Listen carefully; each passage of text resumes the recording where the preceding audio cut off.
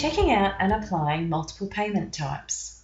In times where the client wants to pay with multiple payment types, Shortcuts Live allows you to process multiple payment types for the one transaction and from the one screen, saving you time at the point of sale.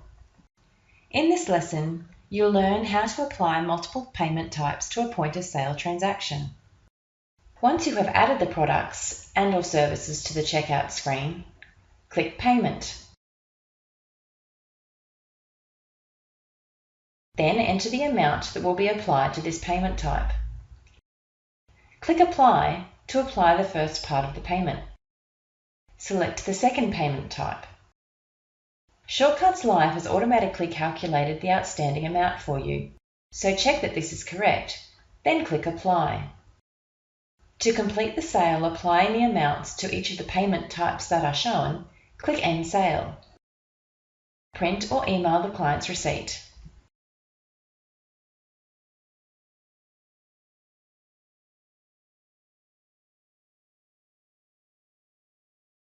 In this lesson, you've learned how to apply multiple payment types to a point of sale transaction.